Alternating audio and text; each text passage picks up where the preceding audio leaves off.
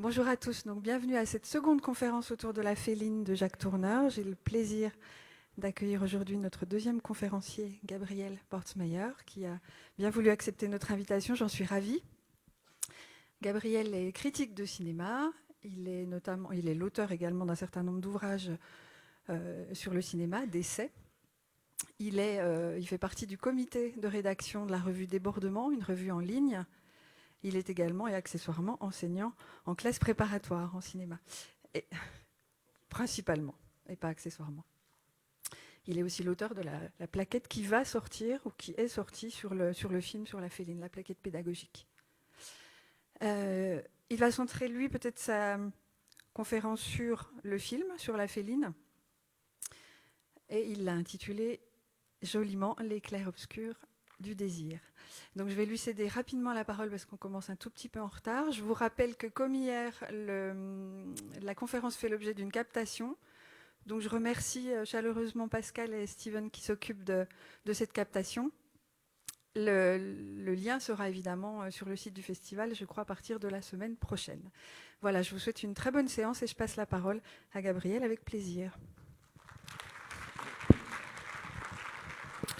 Merci Isabelle, merci le festival et Lucas aussi de m'avoir invité.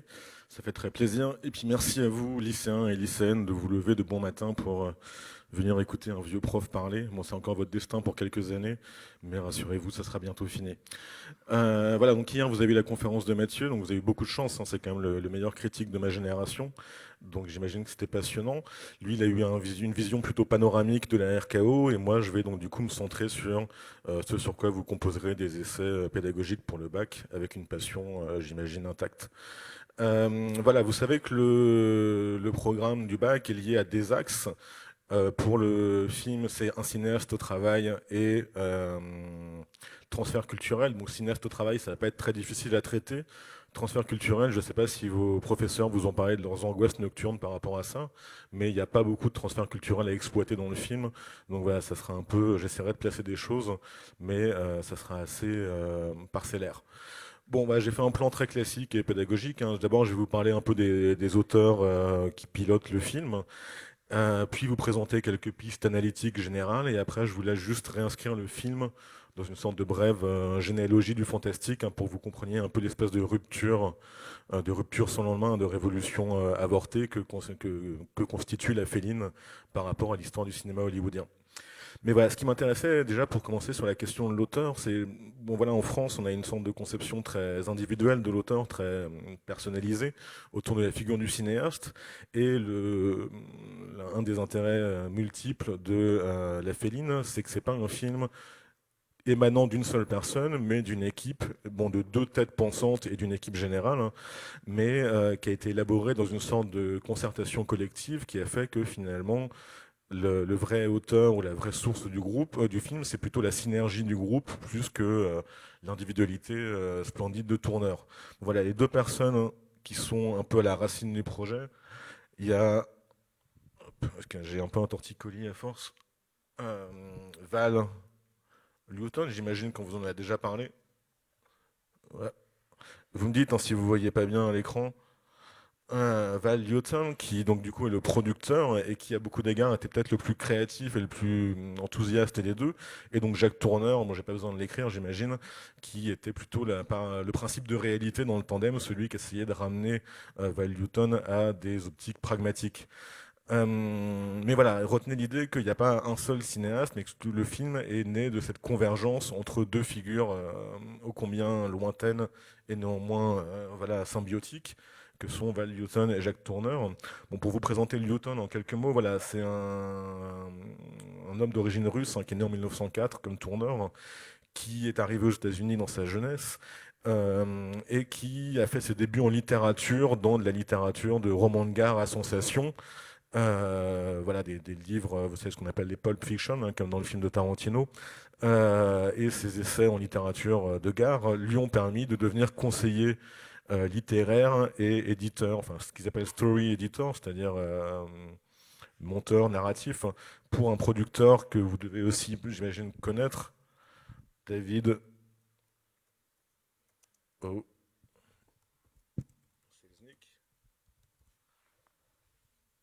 David O. Selznick. Donc voilà, auprès de qui il a travaillé, et c'est par l'entremise de Selznick qu'il a rencontré Tourneur sur un tournage d'un film de 1935 qui est assez anecdotique, qui s'appelle Le Marquis de Saint-Évremont, où Tourneur avait fait des scènes additionnelles autour de la prise de la Bastille. Voilà, après ces quelques essais avec Selznick, il est recruté par du coup Charles Corner,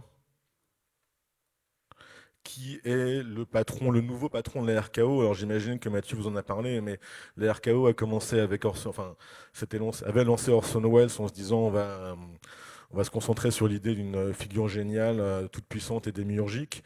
Et finalement, après les pertes et le manque de profit liés au passage d'Orson Welles, ils sont redirigés vers une sorte de politique des petits budgets, mettant fin à la politique de prestige. Et si vous voulez, Newton, c'était une des figures qui était censée venir justement installer ce nouveau style maison lié à des productions petits budgets, dont la feuille de route était de concurrencer la série de ce qu'on appelle les Universal Monsters. Désolé pour mon accent chiracien, hein, mais j'ai pas fait d'anglais.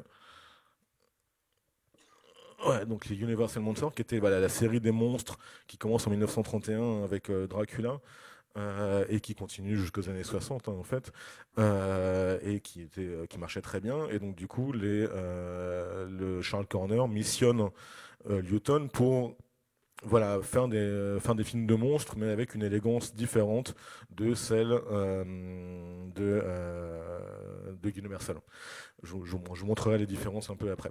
Voilà, juste avant de continuer, je voulais vous montrer un extrait de film, puisque voilà, Newton, qui est une figure de producteur assez légendaire à Hollywood.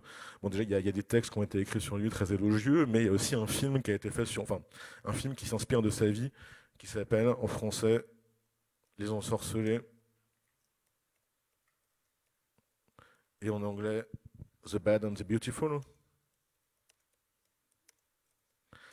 Et qui en fait est un film très beau hein, de Minelli.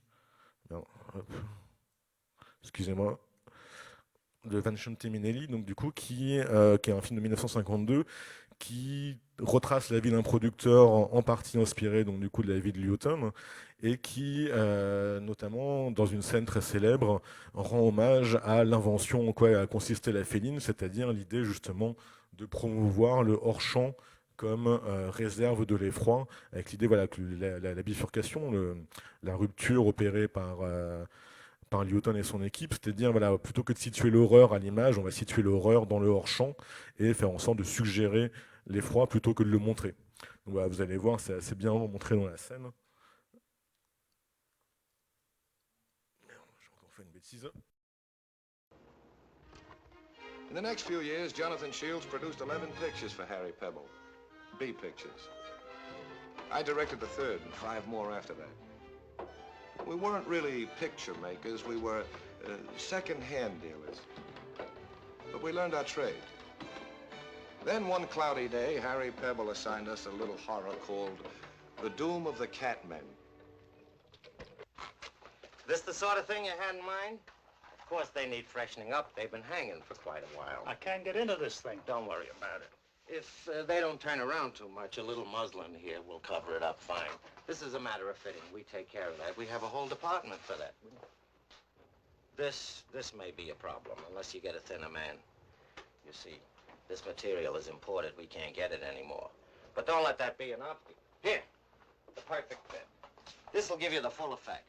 You see, lots of character in the tail, plenty of fright. Need a little puffing up, but it'll be all right. Of course, you got to visualize it in the lights. You got to use your imagination. Shoulder pads, straighten it right out. This'll give you the effect. It'll be good.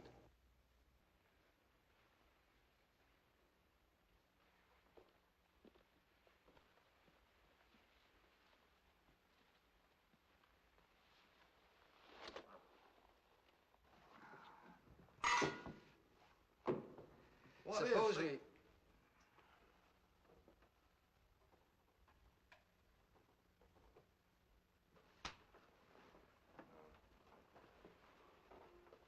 Look, put 5 men dressed like cats on the screen. What do they look like? Like 5 men dressed like cats.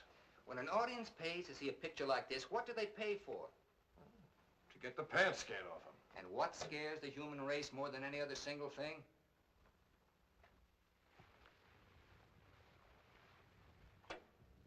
The dark. Of course. And why? Because the dark has a life of its own.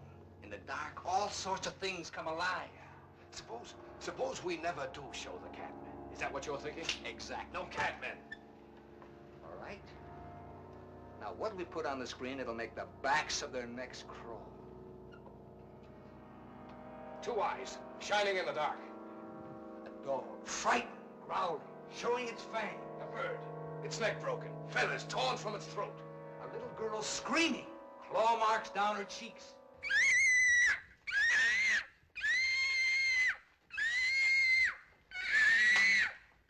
Cut!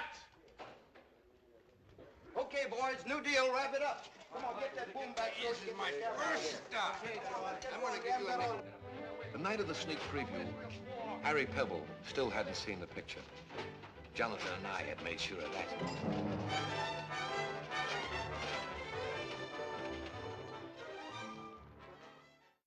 Ouais, désolé pour la coupe dure. Voilà, j'ai fait durer l'extrait parce que la deuxième partie de l'extrait, c'est une sorte de reprise de ce qu'on appelle les sneak previews. Et je me suis dit que ça pourrait vous intéresser. Attendez, est-ce que vous voyez bien au fond là le texte ou... Ouais. Ok, cool. Qui étaient les pratiques qui consistaient voilà, à montrer les films en avant-première sans prévenir de son contenu pour récolter des avis et éventuellement à partir des avis des spectateurs et spectatrices modifier le film. Et il y en a eu pour la Féline qui ont tellement bien marché qu'il n'y a pas eu de modification demandée pour le film. Et voilà, donc cet extrait c'était pour remettre un peu en contexte l'hommage à Val Lewton et vous voyez que la grande invention de Lewton, enfin du cinéaste, du producteur dans le film qui rejoue Lewton, c'est d'avoir inventé la séparation entre montrer et suggérer, et d'avoir compris que suggérer est finalement beaucoup plus puissant que montrer, que finalement il y a une réserve d'effroi, d'horreur, de terreur beaucoup plus grande dans l'ombre que dans la lumière, et c'est ça qui a déterminé le style RKO, je pense que Mathieu vous en a parlé hier. Voilà, pour présenter brièvement Tourneur, bon lui c'est un enfant de la balle et de la caméra, bon, il est né en 1904 aussi et il vient d'une famille de parents artistes, sa mère était actrice, une des vedettes du théâtre Antoine qui est un grand théâtre parisien, et son père Maurice était cinéaste qui a fait une carrière à Hollywood aussi bien qu'en France. Et en fait, Jacques s'est formé aux côtés de son père, il est devenu son assistant à partir de 1924 quand il avait 20 ans.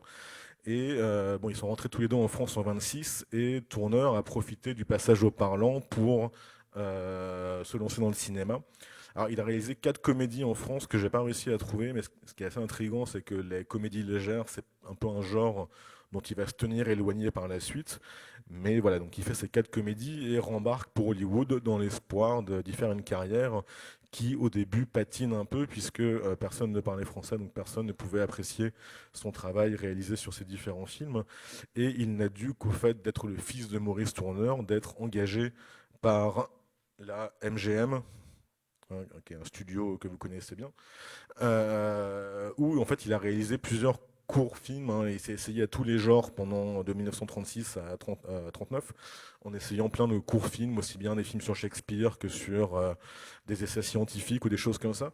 S'il y en avait un seul que vous deviez voir, je vous conseille de voir The Ship That Died, qui fait partie d'une série qui s'appelle What Do You Think, qui est assez intéressante, bon voilà, qui n'est pas aussi achevée que La Féline, mais c'était une série de courts films où en fait l'idée, surtout dans The Ship That Died en 1938, de narrer une énigme.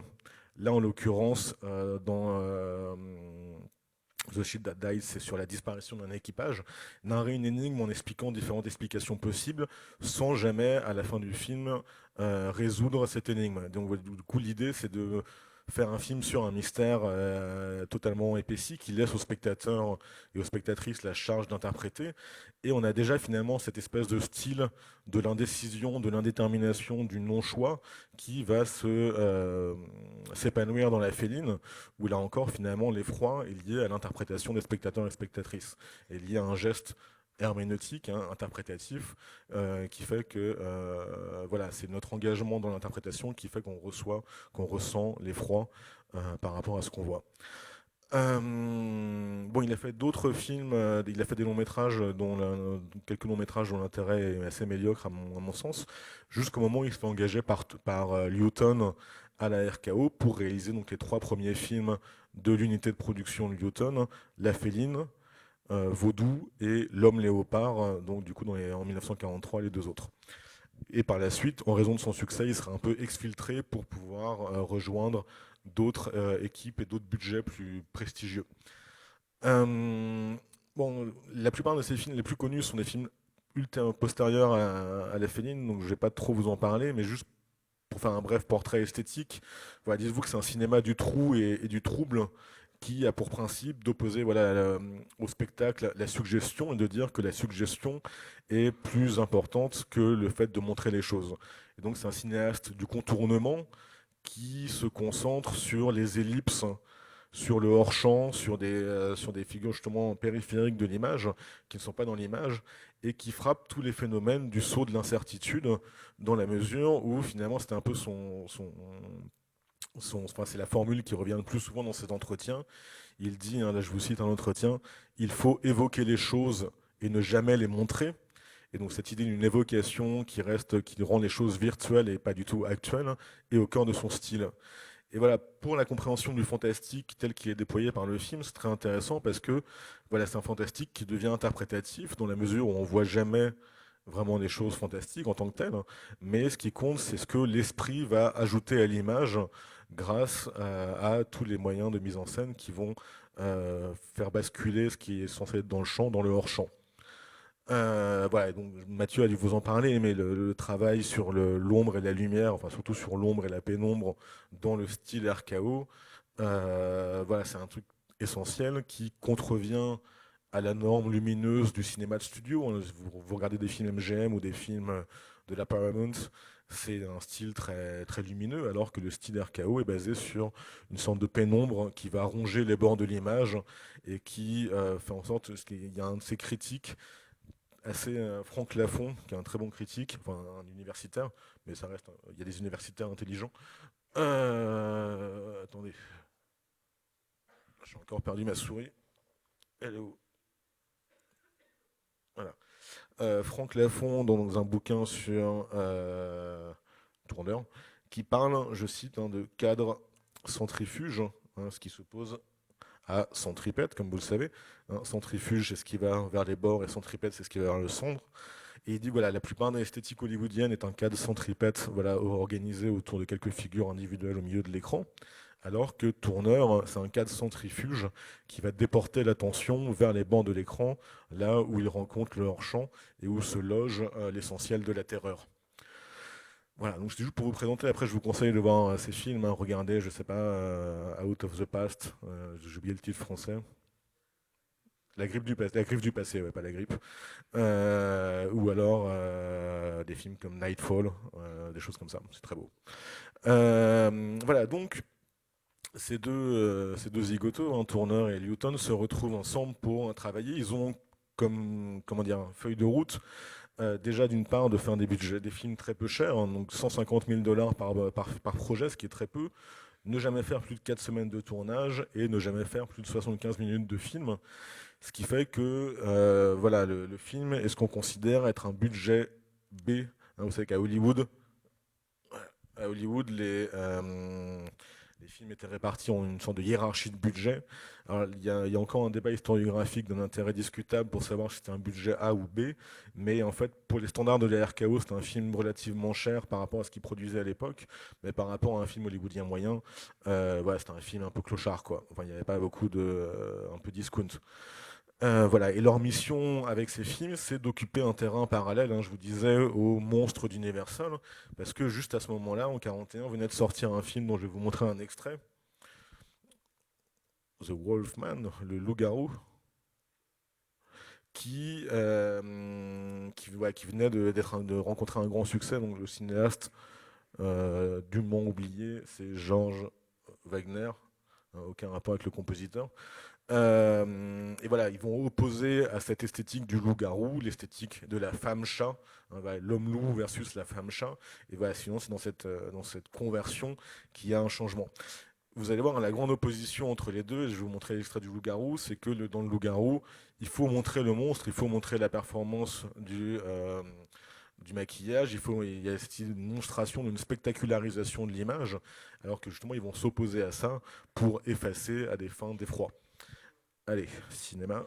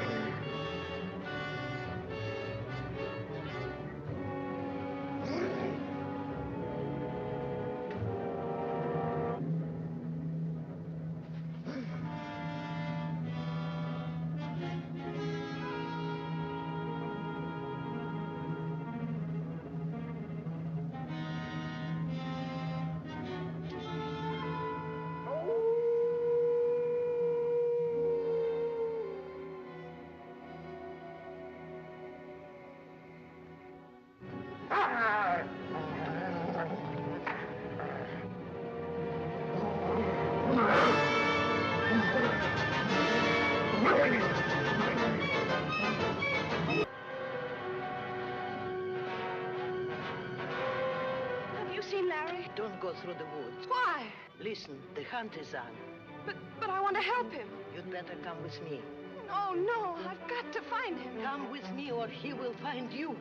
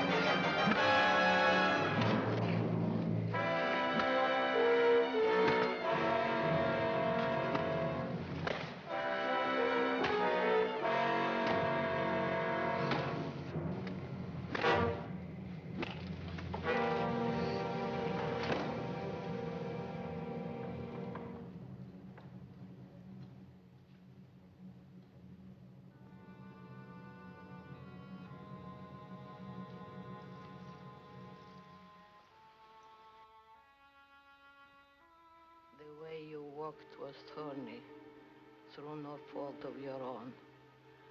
But as the rain enters the soil, the river enters the sea. So tears run to a predestined end. Your suffering is over. Now you will find peace for eternity.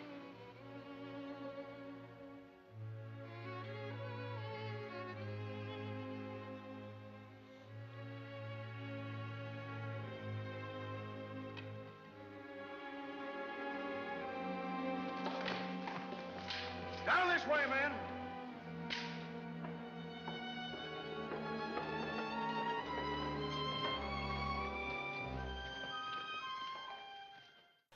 Voilà, donc c'est ce genre de film qu'ils doivent concurrencer et ce film même qu'ils vont tenter de modifier, de convertir, hein, si bien que La Féline, à beaucoup d'égards, c'est l'antithèse, l'opposé total de Le Loup-garou.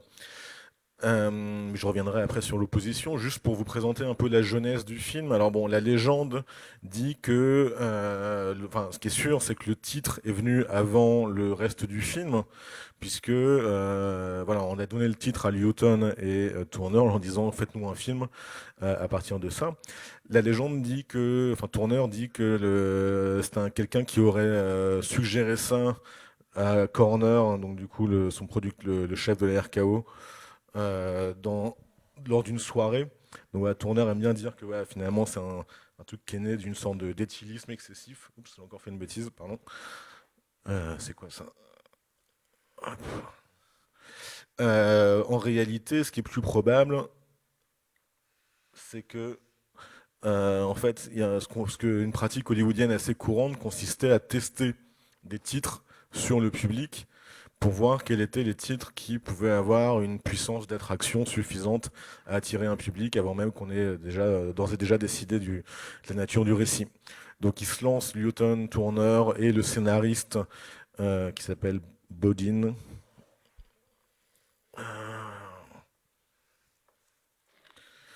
J'ai oublié son prénom, mais c'est assez accessoire. Bodin donc, se lance dans pas mal de recherches et ils ont trouvé une nouvelle qui s'appelle Ancient Sorceries, dont l'auteur est assez indifférent. J'ai remonté l'écran. Qui était un texte plus médiéval, on va dire, dans la mesure où ça se passe en France et où tout tourne autour du souvenir de rituels sataniques qui entraient encore une petite ville médiévale française. Et l'idée, si vous voulez, la nouveauté, l'idée de génie qu'a eu Lewton, c'est de dire, au lieu de faire comme dans les films de la Universal où les monstres et tout ça appartiennent à la vieille Europe, ça a été de transplanter le récit dans le New York contemporain. Alors Lewton et Turner disent chacun avoir eu cette idée-là, moi c'est plus probablement Lewton, mais l'idée plutôt que comme initialement le récit était situé dans une ville des Balkans, et ils avaient peur que ça fasse trop lointain par rapport à un public américain moyen, l'idée a été de déménager le récit pour le ramener à New York et favoriser une identification par proximité. On sait qu'il y avait des projets par rapport au film. Le début du film que Lewton voulait avoir initialement devait être l'invasion du village d'Irena par les tanks nazis. Hein, le tout début du film, ça devait expliquer l'exil d'Irina, donc des tanks nazis qui attaquent et qui la nuit sont attaqués par des chats-garous qui auraient traumatisé les méchants nazis. Bon, on ne sait pas trop pourquoi il a finalement renoncé à ça, peut-être pour des raisons budgétaires. Et la fin devait être une sorte d'inversion de la fin du loup-garou qu'on a vu, puisque ça devait être sur l'héroïne morte qui se transforme en panthère au moment de sa mort.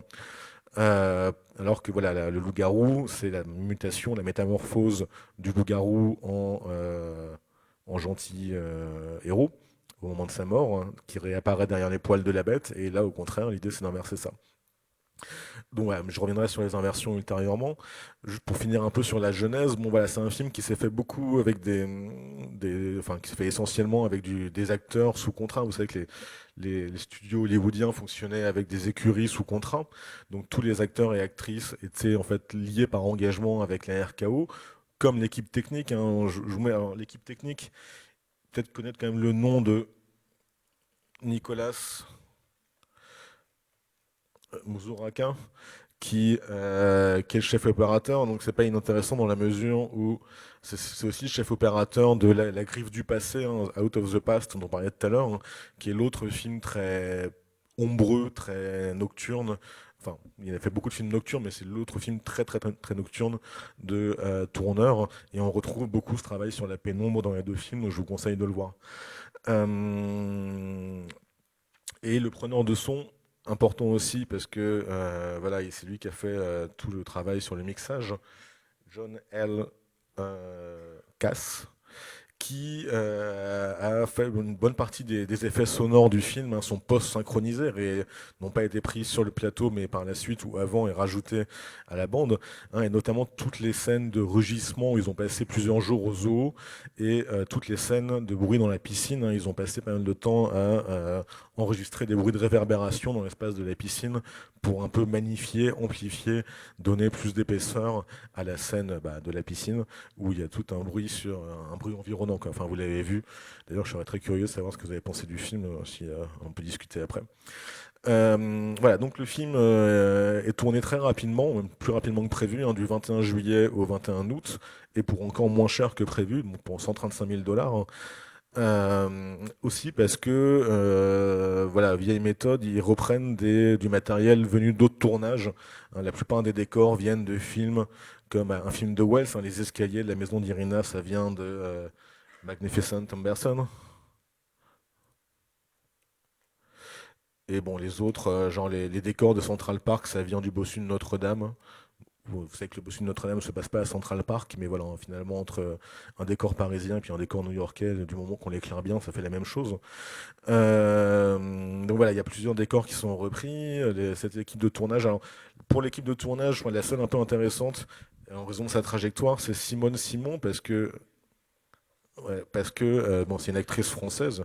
Je dis pas ça pour faire cocorico, mais voilà, c'est une actrice qui a migré de part et d'autre de l'Atlantique et qui, juste avant de faire ce film, était en France pour tourner avec notre maître à tous, Jean Renoir, La Bête humaine. Bête humaine, qui est une adaptation, comme son titre l'indique, de Zola, du livre de Zola. Film intéressant dans la mesure où finalement le naturalisme de Zola, cette idée d'une détermination fatale, tragique, congénitale de l'individu, se retrouve dans le film de Renoir et se retrouve aussi dans le film de Tourneur. Et quand on parlait tout à l'heure du fait que c'était difficile de trouver des points d'accroche pour passer sur la question des transferts culturels, puisque c'est pas un film où il y a beaucoup de transferts culturels, finalement, une des options possibles, si jamais vous avez un sujet là-dessus, ce que je vous souhaite pas, c'est d'analyser finalement comment le personnage d'Irina est lié à un croisement, une hybridité entre une ascendance française venue de la littérature française. Alors, le Tourneur adorait Zola. Il y a un de ses textes où il dit que Zola est un géant au milieu des nains, ce qui est assez inattendu. Mais donc, du coup, voilà, c'est quelqu'un qui a beaucoup médité sur le déterminisme inhérent à la logique du naturalisme de Zola. Et qu'est-ce que je voulais vous dire de plus ? J'ai oublié, mais voilà, il y a aussi toute une réflexion sur voilà, les personnages déterminés de manière archaïque par leurs conditions sociales. Et donc voilà, du coup, le personnage d'Irina est à la croisée de cet héritage naturaliste et d'un héritage plus américain et fantastique. Voilà, donc le film, je vous le disais, est tourné vite, rapidement, efficacement. Il y a peu de retouches. Alors en fait, les tourneurs avaient failli être virés de tournage au bout de 3 jours parce que un des directeurs de production trouvait que ça faisait pas assez peur. Mais finalement, il avait été soutenu par Lewton et Corner, donc je vous ai écrit son nom tout à l'heure. Corner finalement autorise la continuation du tournage.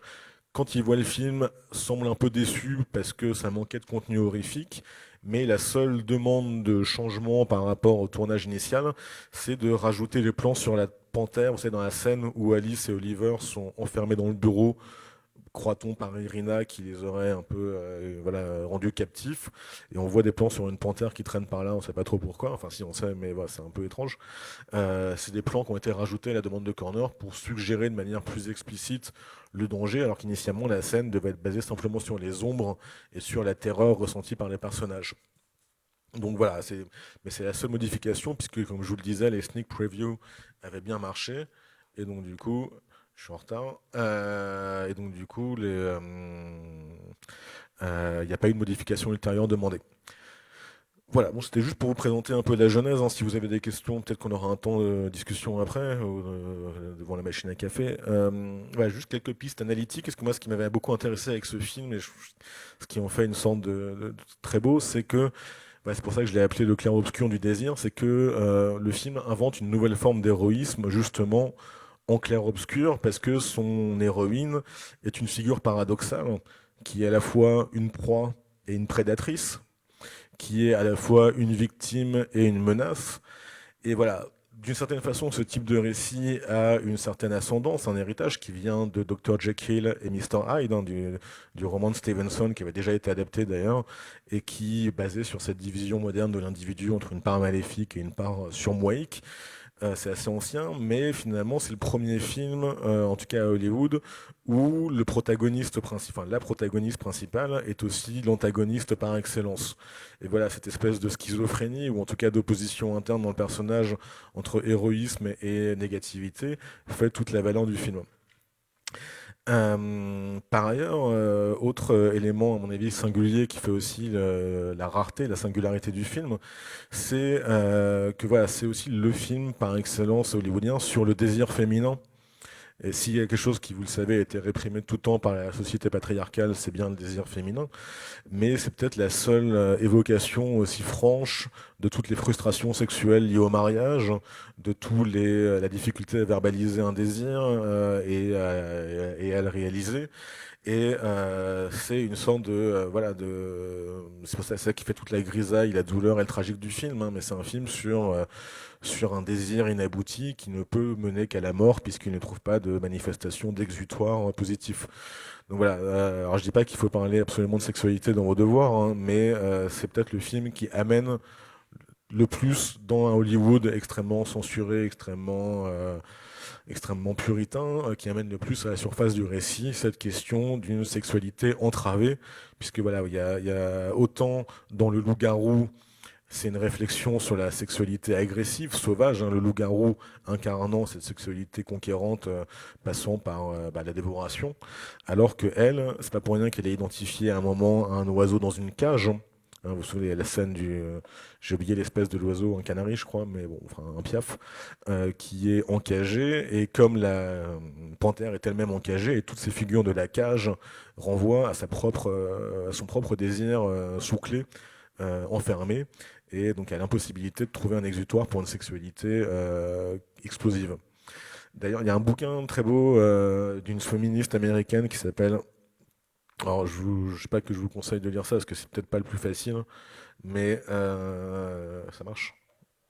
Marianne Doyle, The Desire to Desire, où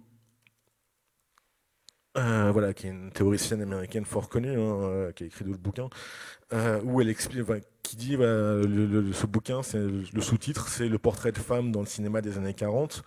Et elle dit, voilà, ce qui est très bizarre avec le cinéma d'Hollywood pendant la guerre, c'est que d'un côté, il a mis en avant des figures féminines à l'écran au moment où les hommes étaient au front, donc il y a une sorte de prolifération de figures féminines, et en même temps, ça reste des femmes filmées par des hommes dans des récits essentiellement masculins, donc foncièrement patriarcaux, et qui cherchent à contenir le désir féminin en réassignant la féminité à la passivité, à la névrose, à tout ce que vous voulez, enfin à tous les clichés patriarcaux de longue date, quoi.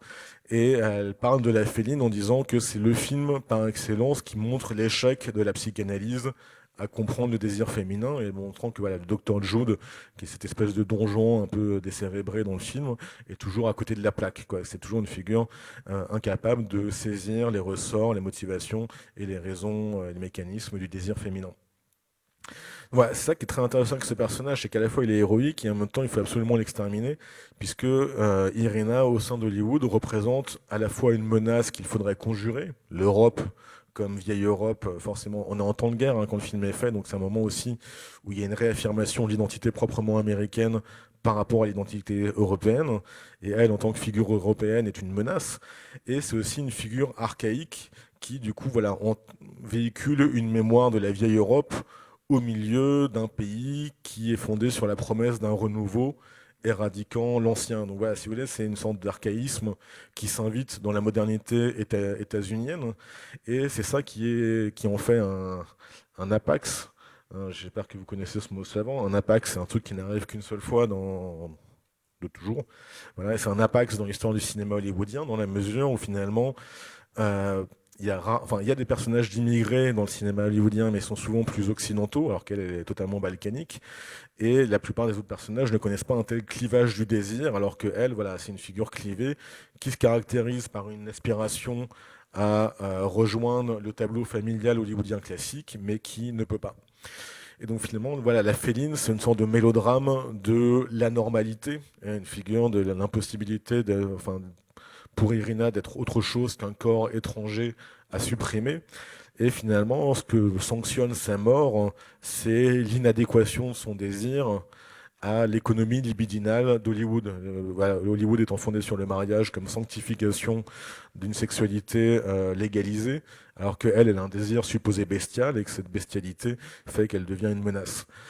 Voilà, et donc du coup le film raconte, c'est pour ça qu'à beaucoup d'égards il y a une sorte de happy end dans le film. Alors vous me direz, il y a quand même l'héroïne qui meurt, mais ça finit sur le mariage bien heureux entre Alice et Oliver. C'est-à-dire que ça raconte une certaine purification de l'Amérique qui va exorciser ces démons européens pour finalement se retrouver avec elle-même, avec deux personnages qui sont d'une fadeur assez incroyable. Enfin, je sais pas ce que vous en avez pensé, mais bon, en termes de charisme, voilà, ça me rappelle mes chaussettes, mais il n'y a pas grand-chose, quoi. Bon, dans le film, hein, vous avez vu, il y a toute une série d'oppositions très claires entre Irina et les deux autres principaux protagonistes. Son mari Oliver, qui a la platitude d'un trottoir, est une figure d'ingénieur incarnant la rationalité industrielle moderne. C'est une figure d'optimisme, de pragmatisme, de normalité. Alors que elle, c'est tout le contraire. Hein. C'est une figure de l'archaïsme, de l'ancien et d'une certaine bestialité irrationnelle. Mais surtout, voilà, la grande opposition, elle est entre Alice et Irina, qui est une opposition entre le nocturne et le diurne, hein, entre le jour et la nuit. Irina est toujours habillée de noir.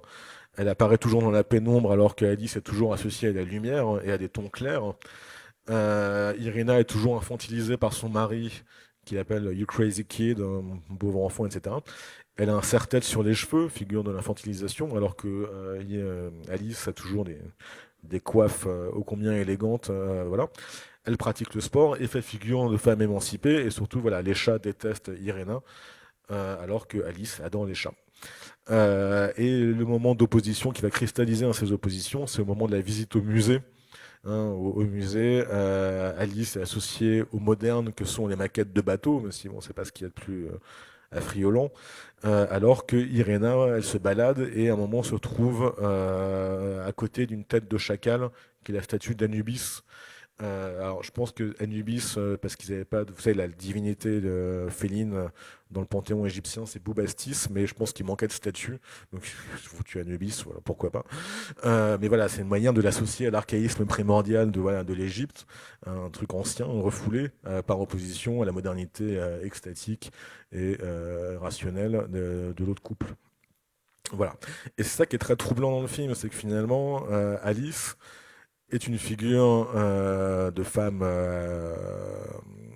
qui va rompre un mariage, ce qui a priori dans les films hollywoodiens, je ne sais pas si vous avez vu L'Aurore de Murnau, des films comme ça, est pas très bien vu. A priori, la deuxième femme est plutôt une figure maléfique qui va corrompre le cœur du mari en le faisant échapper à son lit initial.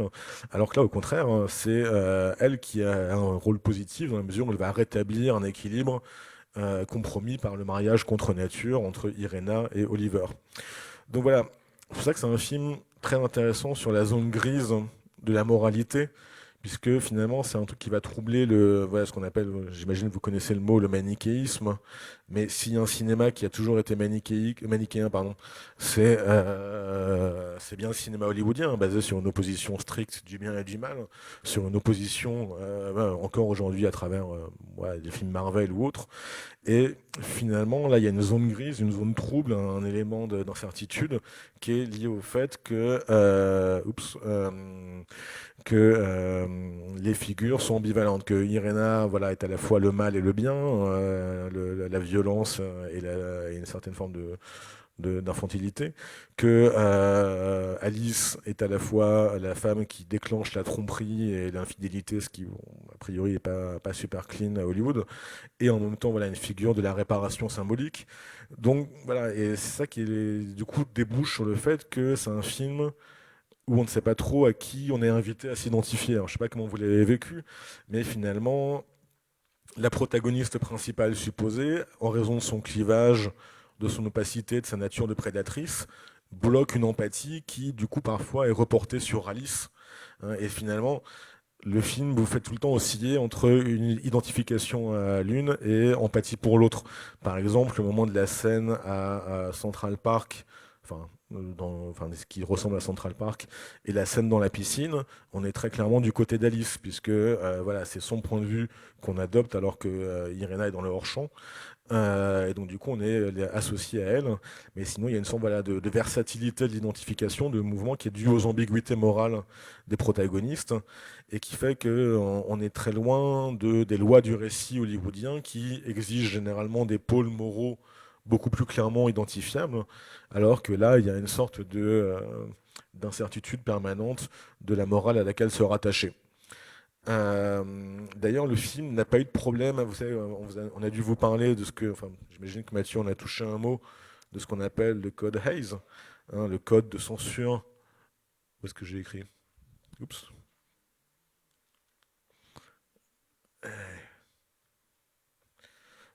Le code dit Code Hays, hein, qui en anglais, son nom original, c'est le Motion Picture Production Code.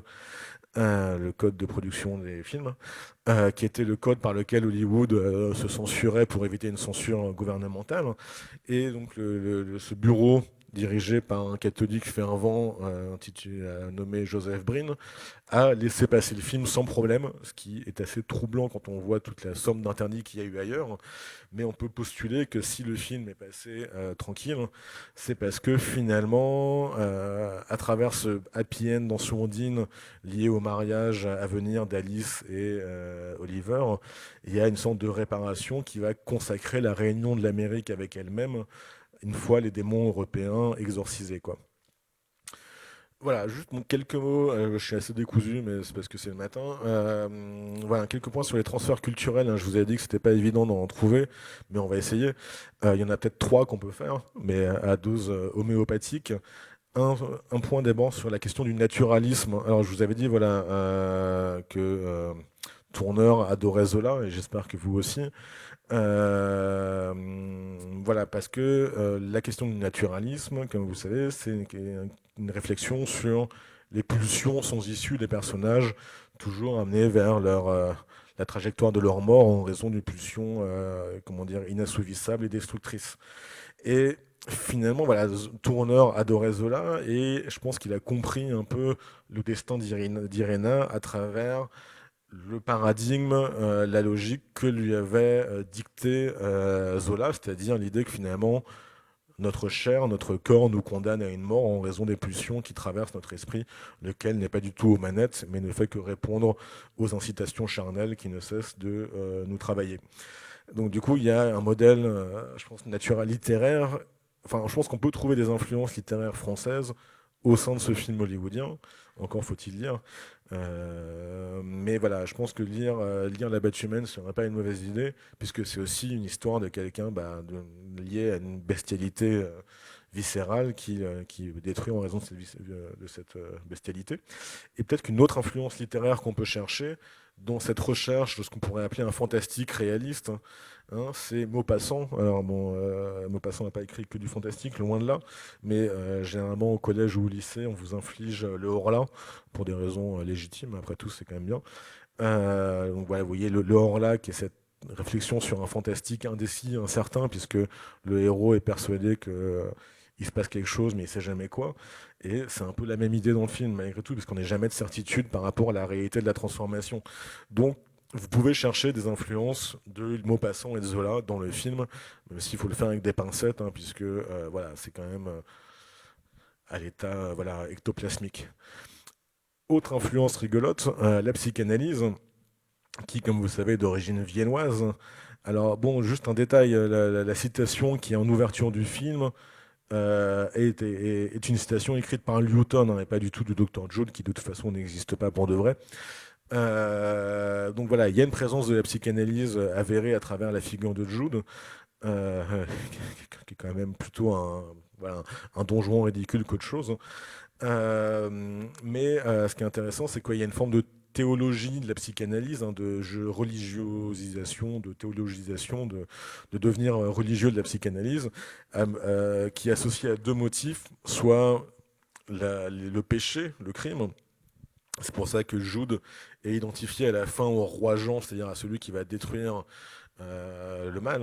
Avec sa canne épée, il reproduit ce que fait la statue du roi Jean qui a transpercé le chat.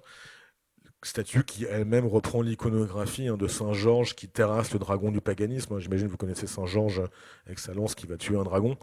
Dragon représentant le paganisme ou le satanisme, qu'on retrouve du coup dans le film. Donc ça c'est le premier motif, une sorte de religion de la psychanalyse. Et le deuxième motif, c'est la figure de la clé qu'on trouve un peu partout de manière quand même pas super subtile toujours. Vous savez, quand il y a le plan onirique sur la clé qui clignote, enfin bon voilà, on se croirait dans un film de mes élèves. Mais voilà, ils sont très bien mes élèves. J'arrête d'en dire du mal. Voilà, mais donc il y a la clé dans le rêve expressionniste, il y a la clé d'explication, il y a le moment de la clé de l'appartement d'Irina, il y a la clé de la cage de la panthère. Donc il y a des clés partout qui renvoient à ce motif explicatif associé à Jude. Donc voilà, la psychanalyse est un transfert culturel, sachant que voilà, dans le cinéma des années 40 à Hollywood, des psychanalystes, il y en a plein.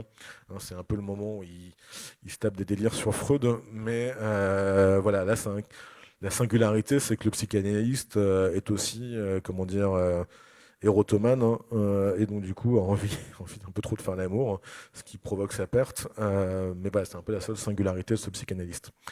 Dernier élément de migration culturelle que vous pouvez essayer de faire, mais là avec encore plus de pincettes, c'est la question de l'influence éventuelle, alors très éventuelle, de l'expressionnisme allemand dans l'esthétique du clair-obscur. Alors vous savez, il y a plein de répliques dans le film qui renvoient à cet amour d'Irina pour la pénombre, quand elle dit au début I like the dark, it's friendly, enfin j'aime la pénombre, c'est amical. Toutes les scènes où elle est, les scènes de psychanalyse, justement, elle est entourée d'un halo lumineux, mais entourée après de l'ombre. Voilà, c'est pas exactement le style de l'expressionnisme allemand, même si bon, voilà, l'expressionniste est fait remarquer par un usage expressif des ombres. Par ailleurs, personne dans l'équipe technique n'est lié historiquement à l'histoire de l'expressionnisme allemand.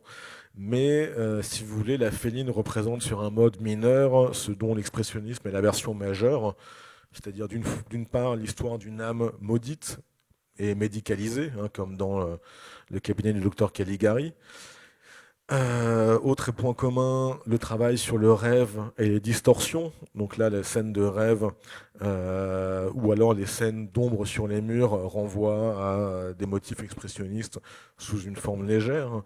Et dernière chose peut-être, qui serait l'usage expressif de l'obscurité, puisque finalement le moyen de matérialiser les tourments des protagonistes dans l'expressionnisme, c'est de faire de l'obscurité une sorte de sculpture psychique. Et là, c'est un peu pareil, l'obscurité devient finalement le havre mental de l'héroïne. Mais voilà, bon, du coup, mais je crois que tout le monde est un peu conscient du fait que les transferts culturels, c'est pas le sujet le plus évident pour ce film, mais il y a quand même moyen de placer ses billes si jamais vous tombez sur un sujet là-dessus, quoi. Je vais vous montrer un autre extrait parce que ça fait trop longtemps que je parle et après tout, voilà, le cinéma, ça fait pour voir des films.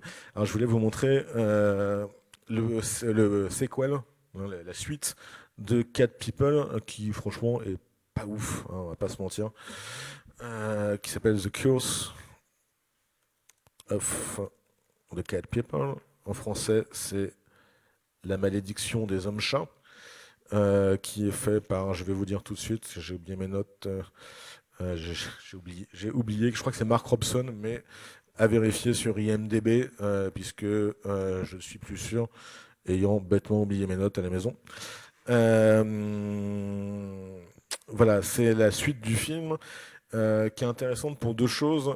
D'une part, parce que dans le film, il est explicite que Irina se serait suicidée. À un moment, ils en parlent en disant... Alors que quand on voit la Féline, on ne sait pas si elle s'est suicidée ou pas. On a l'impression qu'elle est morte, tuée par un Jude et par la panthère. Mais dans le film, dans le Curse of the Cat People, la malédiction des hommes-chats, le personnage d'Oliver dit à une de ses amies que, ouais, effectivement, sa première femme s'est suicidée. Deuxième truc rigolo, c'est que Irena revient, en fait, l'histoire du film tourne autour de la gamine de Oliver et Alice, et cette gamine a une amie imaginaire qui n'est autre qu'Irena. Donc je vais vous montrer la scène où Irena revient le plus longtemps. Alors vous allez voir qu'entre-temps, elle est devenue de balkanique à française, donc elle se met à chanter en français, on ne sait pas trop pourquoi, pourquoi pas, hein, c'est Hollywood.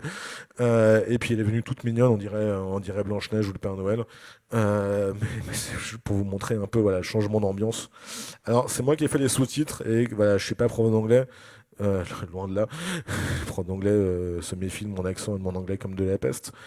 Est-ce qu'il est le film? Donc voilà, les sous-titres sont imparfaits.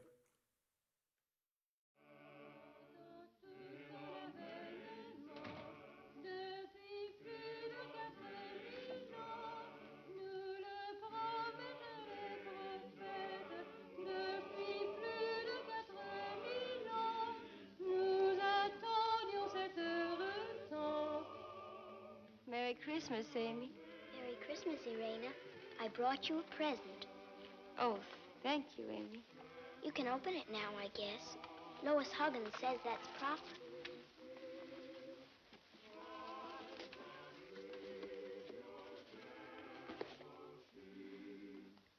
Oh.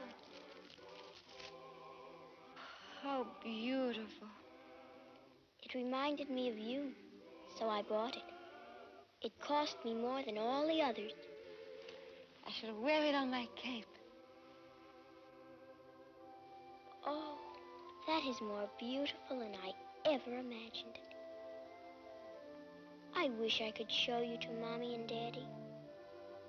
I wish you could enjoy Christmas with us. You and I shall enjoy Christmas together. Shall I show you my Christmas gift to you? Oh, please. Look.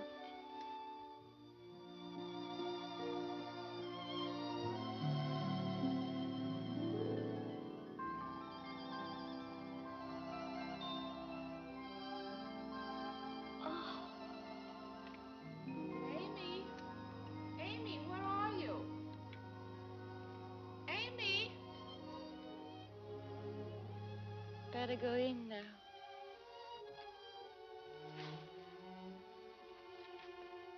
Run along, darling. Merry Christmas. Merry Christmas to you, Amy.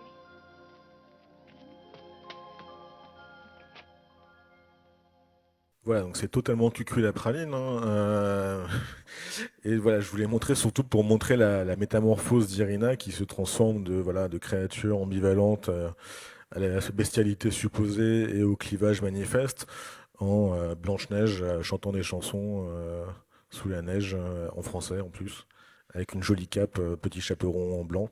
Voilà, qui retrouve l'univers du conte parce que bon, The Curse of the Cat People, c'est un film familial, hein, c'est pas du tout. Voilà, autant la féline, on voit pas trop des gens emmener leurs enfants le voir, autant, enfin ça dépend de la perversion parentale, autant voilà, le Curse of the Cat People, c'est vraiment fait pour les enfants. Voilà, juste pour finir un peu sur la question de clair-obscur, parce que c'est ce que j'avais de manière un peu hasardeuse annoncé comme problématique de conférence, mais voilà, toujours réfléchir avant de proposer un titre. Voilà, ce qui est intéressant, c'est que, je vous disais, le film brise les cadres du manichéisme hollywoodien, brise le socle du mariage, hein, le mariage comme socle moral de la nation et comme institution centrale de la société patriarcale conservatrice en quoi consiste ce beau peuple américain. Et voilà, ce qui est intéressant, c'est d'une part, il y a un ébrèchement du mariage, avec néanmoins l'idée, vous avez vu ce qui est un peu cynique, que la mort est préférable au divorce, que voilà, l'idée d'un divorce entre Irena et Oliver aurait été inconcevable. La faire mourir, encore pourquoi pas. Voilà. Mais c'est parce que ça passe mieux au niveau narratif, au niveau de la censure. Mais sinon, voilà, je vous disais, ce qui est intéressant, c'est que je connais aucun autre film hollywoodien qui tourne autour du non-dit sexuel lié au mariage, en tout cas à l'époque classique, avec quand même des scènes extrêmement tourmentées quand elle gratte à la porte. Bon, parce que c'est félin de gratter à une porte, bien sûr, hein, mais chaque passe leur temps à faire ça. Mais aussi parce que gratter à la porte, elle prend une dimension métaphoriquement sexuelle assez explicite. Mais voilà, de manière générale, c'est une des beautés du film, je pense, c'est d'avoir invité au cœur du récit hollywoodien des affects un peu gris, voilà, frustration sexuelle, dépression amoureuse, écart entre des corps qui n'arrivent pas à se connecter. Et finalement, c'est des choses très rarement mises en scène. Et il y a un critique de cinéma, Jacques Lourcel, qui avait dit que c'était ce film qui prévoyait la nouvelle vague, ce qui me paraît un jugement légèrement excessif, hein, par ailleurs, en disant que c'est le premier film sur l'intimité au sein du cinéma hollywoodien, sur l'intimité, ses brisures, ses fêlures, ses douleurs, hein, et que finalement ça prépare le cinéma moderne qui est un cinéma du désamour et du couple éclaté. Et que finalement cette mise en scène des douleurs conjugales prépare le cinéma de Godard ou de Truffaut, des choses comme ça, ou d'Antonioni encore plus. Voilà, juste pour finir sur le clair-obscur, dites-vous, voilà, c'est vraiment aussi un clair-obscur moral, hein, puisque voilà, on ne peut pas identifier, les personnages sont pas au-delà, mais en deçà du bien et du mal, hein, puisqu'il n'y a pas de manichéisme. Voilà, chacun est pris dans ses petites lâchetés, mais ce qui est intéressant, c'est que ça montre un monde déserté par le salut, déserté par l'héroïsme, où ne fonctionne qu'une fatalité aveugle, tragique et assassine, et où il n'y a pas vraiment voilà, d'héroïsme salutaire ou salvateur qui pourrait permettre de monter un peu, quoi. Juste quelques mots sur la question du fantastique. Voilà, vous savez peut-être voilà, la manière dont on caractérise le fantastique, c'est comme un mode de perception qui est pris dans l'hésitation entre deux modèles d'explication des phénomènes. Quand vous êtes confronté à un phénomène, mais vous ne savez pas s'il est naturel ou surnaturel, et c'est cette incertitude qui est la fonction même du fantastique, puisque voilà, c'est la différence avec un cinéma, par exemple, merveilleux, où le surnaturel est accepté comme naturel. Voilà. Alors que le fantastique est lié à justement cette indécision entre deux phénomènes que le film ne maintient pas jusqu'au bout, hein. À la fin, c'est clair que voilà, Irina était bel et bien mutante, hein. Mais pendant tout le film, il y a une incertitude qui est prolongée et ce cinéma et la fantastique tournent autour de ça. Et c'est là qu'est la grande opposition avec la série des monstres Universal, qui est un contre-modèle. Alors, Tourneur disait détester Frankenstein, ce qui est une faute de goût puisque c'est un très grand film, mais Tourneur détestait justement le Frankenstein, Dracula, etc. pour plusieurs raisons. Déjà pour l'esthétique gothique un peu surannée, hein, tous les films Universal se passent en Europe avec l'idée que l'Europe c'est le territoire de l'archaïsme, des meurtres, de la folie, enfin voilà, c'est chez nous quoi. Alors que chez eux, enfin voilà, nous on est exotiques. J'ai toujours dit. Voilà, ça, c'est le premier élément qu'il n'aimait pas trop, et c'est pour ça qu'ils ont rapatrié le récit à New York. Et le deuxième élément qui, justement, est un peu par rapport auquel Tourneur est frileux, c'est cette surenchère spectaculaire autour voilà, du corps monstrueux, hein, que ce soit Frankenstein, que ce soit l'homme invisible. Enfin, l'homme invisible, on ne le voit pas, mais il est monstrueux quand même, ou la momie, ou le loup-garou, justement, enfin, des choses comme ça. Et donc, voilà, il y a une double conversion opérée par le film. D'une part, c'est de démocratiser l'horreur. Avant, l'horreur était associée à des figures voilà, aristocratiques ou anciennes. Voilà, une momie qui est un pharaon. Là, c'est un lord anglais dans le loup-garou. Dans Frankenstein, c'est un savant ancien, aristocratique aussi un peu. Alors que là, c'est l'idée que finalement des individus ordinaires peuvent prendre en charge cette question de l'horreur et donc du coup se rapprocher du public. Et deuxième élément, c'est s'opposer à la spectacularisation du corps pour au contraire remplacer le monstre par l'ombre et faire de l'effroi le fruit de l'absence plutôt que du spectacle. Autre nouveauté, c'est la première fois que la monstruosité est dévolue à une femme. Hein, auparavant, les monstres étaient toujours des hommes, à juste titre, alors que là, voilà, c'est une femme. Et où finalement, voilà, il y a pas de travail sur son maquillage monstrueux, quoi. Juste tout à l'heure, je vous parlais de Franck Lafont. Il y a une expression qu'il emploie à propos d'Irena que j'aime beaucoup. Il dit que voilà, le cinéma de Tourneur est hanté par la figure de l'effrayeur effrayé, où c'est la personne qui effraie qui est elle-même effrayée. Ouais, ok. Il prend aussi d'autres films comme cas, mais Irena, c'est peut-être le cas par excellence, puisque c'est celle qui provoque l'effroi, mais la première victime de cet effroi qu'elle génère, hein, c'est elle-même qui est terrorisée par par les virtualités de son corps, quoi. Voilà, bon, je voulais vous montrer quand même un autre extrait, parce que les extraits c'est mieux que les vieux monsieur qui parlent, enfin, vieux, d'un âge presque canonique. Donc je voulais vous montrer le remake, un extrait du remake de Paul Schrader. Est-ce que j'ai foutu mon texte euh... Paul Schrader, hein, qui est plus connu comme, enfin, qui est un cinéaste et scénariste. Vous avez peut-être vu Taxi Driver, hein, c'est lui qui l'a scénarisé, mais il a fait un remake de La Féline qui est assez intéressant pour plusieurs trucs. Déjà, parce que c'est fait après l'époque de la censure, donc du coup, là, vous allez voir, les héroïnes se baladent seins nus. Enfin, bon, c'est quand même beaucoup plus Yukaidi ou Kaïda. Et surtout, voilà, il y a un travail. Alors, le film, le docteur Jude disparaît et est remplacé par la figure du frère, qui, lui, est un priape. Un priape, vous savez, c'est quelqu'un qui a du mal à retenir les injonctions de ses organes génitaux et qui du coup passe son temps à coucher et à dévorer des femmes, hein. Tandis que voilà, l'héroïne qui est jouée par Nastasia Kinski,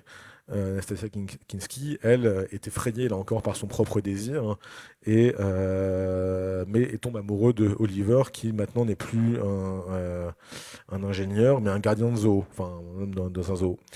Et donc il y a deux scènes que je vais vous montrer, une scène qui récapitule toute l'esthétique, enfin les scènes les plus canoniques qui fait une seule scène pour récapituler toutes les scènes canoniques de La Féline, donc la piscine, la course dans Central Park, la scène du bus, enfin tout le sort de package d'un coup, quoi, et la scène de la métamorphose pour montrer que justement voilà, ce à quoi se refusait Turner, Schrader l'a utilisé dans un truc qui, vous allez le voir, est quand même pas très jojo. Mais voilà, c'est pour montrer l'opposition entre deux paradigmes autour du même récit, comment les stratégies s'inversent par rapport à ça.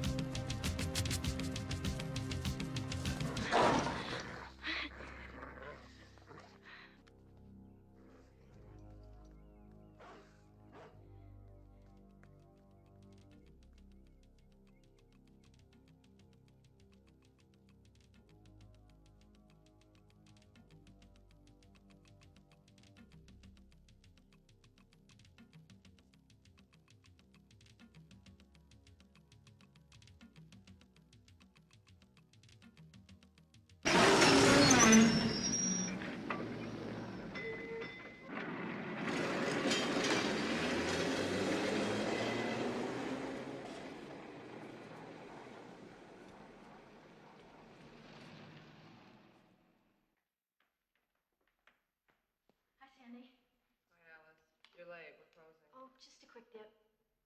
Please, I really need it tonight. Okay, 5 minutes. Yes, thanks.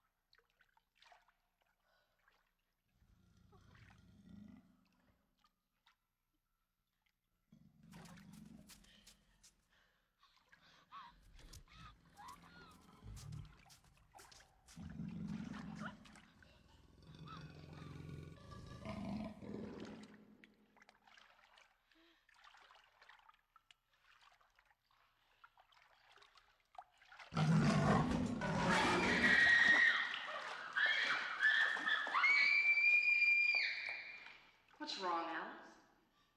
Why are you following me? Follow. Don't deny it. Hey, what's going on? I know you want to kill me. Kill you. I was looking for Oliver. I tried the hospital, but he was already out. I'm sorry for frightening you.